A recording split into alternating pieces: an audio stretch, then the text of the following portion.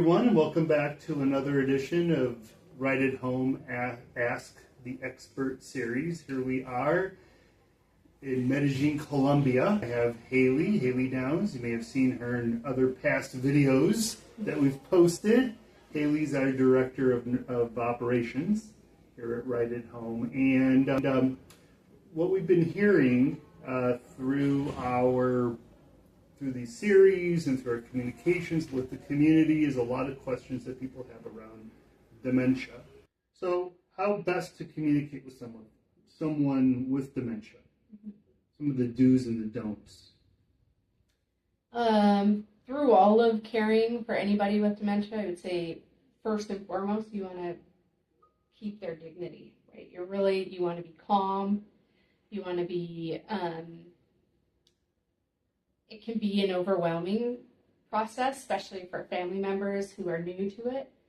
You want to just remember that this is a disease that they're dealing with and not to put so much anxiety and stress on them. And try not to, it can be very hard, but try not to get frustrated with them and react to them because that then causes even more anxiety, and it just sort of exasperates those symptoms of forgetfulness, of reasoning, of it causes them anxiety, and then now you're in this space of you can't calm them down. So really, any task, just be very simple, clear, and calm as you're talking with them, and try. It's very hard, especially as a family member. Try not to bring in the historical. So don't keep asking them, "Do you remember when we did this?" Or rephrase it as, several years ago we went to the beach and we had so much fun. We did all these things, rather than trying to get them to remember. Because that, again, just because they're supposed to be remembering, and they're like, I don't remember.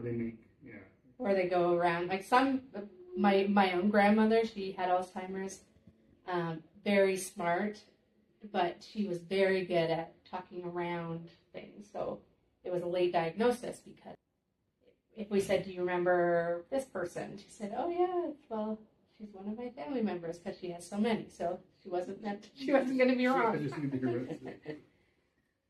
One of the big issues, one of the concerns a lot of families talk to us about is showering and hygiene. And I mean, notoriously, it doesn't happen with everyone, but a lot of clients refuse to bathe.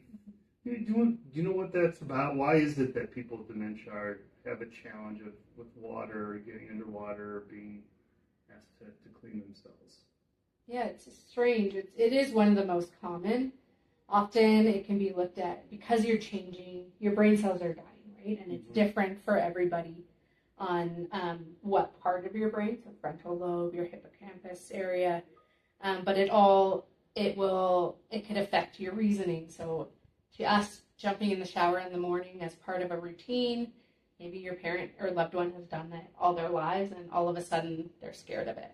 It could be fear of just slipping on the bathtub. It could be the water coming at them, and they're forgetting that step of, I can breathe through the shower, right? It's different for everybody as to what the actual fear is, but some tips on how to sort of get around it is, again, just try to preserve their dignity, right? So don't go in saying, "You really need a shower, you smell really bad, you haven't taken a shower in 5 days." They're not going to follow that sort of conversation, right? Because they're thinking you've just told them 5 different things in one sentence. They haven't showered in 5 days. They smell really bad. They can't track all of those things. So keeping your conversation simple, very clear. "Mom, I need you to come with me. We're going to go have a shower." If you do notice that it's a fear tactic or a fear emotion, like walking into the shower is what she doesn't want to do, then really trying to come up with different resources. And that's where a caregiver might be helpful, or there's lots of resources on the internet. But we call it, sort of use like a bed bath So keeping them in their bed, and doing sort of like a towel bath, or giving them some wipes, some shower wipes to use if that's a different sort of version that your parent would prefer. Haley, tell us a little bit about sundowning. What is it? And let's start with that. What is sundowning? Okay, so sundowning is oftentimes usually people with Alzheimer's are the biggest ones that are affected by sundowning. But sundowning is in the mid-afternoon to evening, late evening. It changes. The clients tend to get more agitated. They tend to maybe be wandering or pacing back and forth. Causes a lot of agitation, and this is because of that sort of that daylight sensation that we have. So we're setting our routines every day. We go to work when the sun comes up. We go to bed when the sun goes down. That routine is inherent in everybody. When you are diagnosed with dementia, Alzheimer's, you are sort of losing that sense of time. You're having a lot of our clients, we try and not have them take a lot of daytime naps because that agitation, that frustration is a lot greater in the mid-afternoon and evenings, and what we call sundowning. So the agitation, they're not agreeable, they want to be exit seeking. At that time, they may want to go outside and or just, you could set up things in your house. You could have warmer lighting.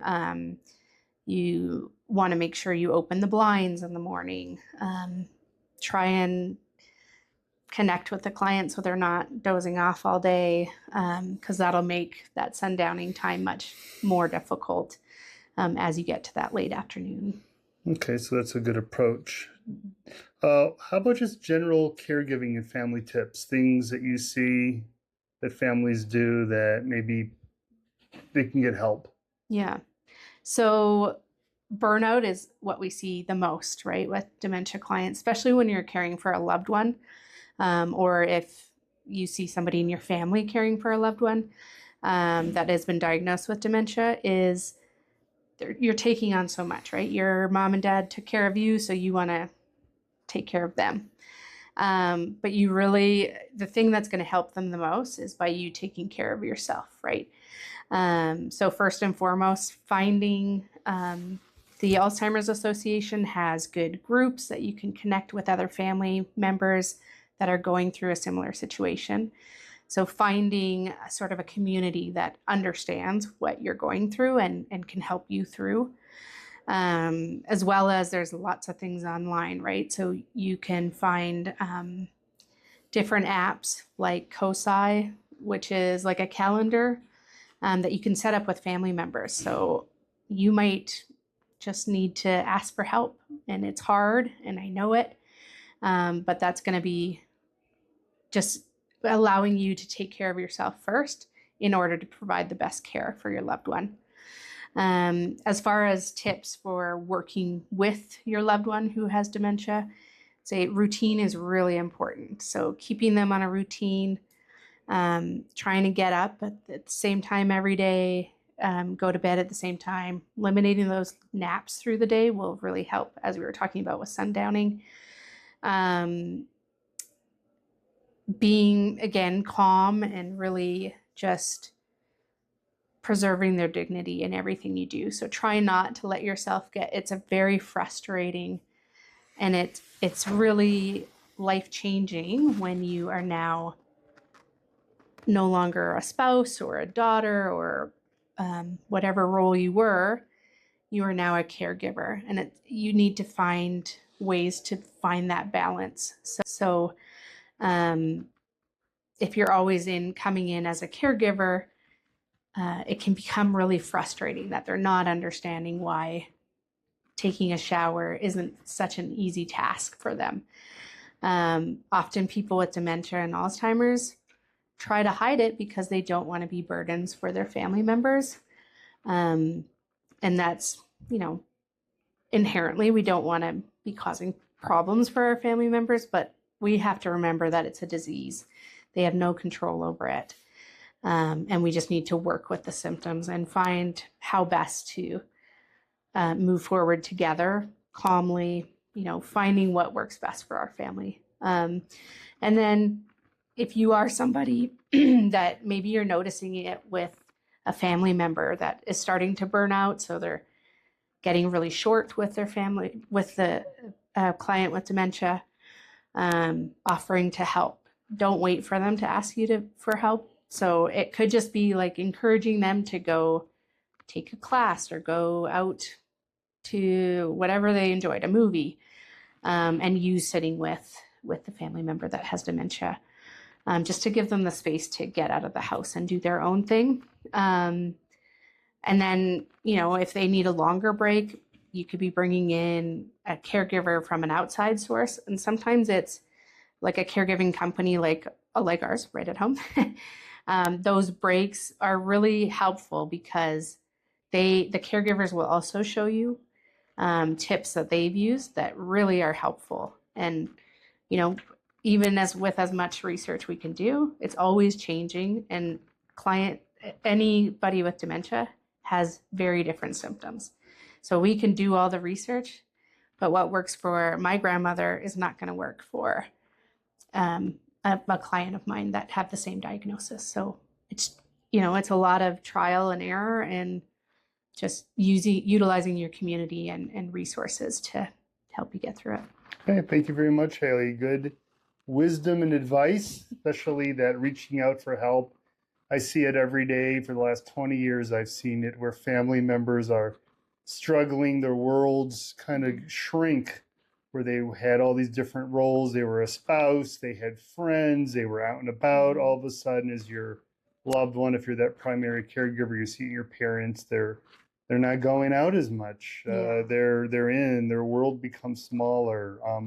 Really giving them the opportunity to be that primary caregiver, to be themselves. Mm-hmm. They only come back stronger and as a better caregiver for it, rather than just that constant isolating burden, cortisol rising, mm-hmm. Anxiety and depression that can often come. There's a lot of joy. It's not always doom and gloom as a caregiver. There's a lot of joy in being a caregiver, but recognizing and just saying, hey, what can I do to help, isn't enough.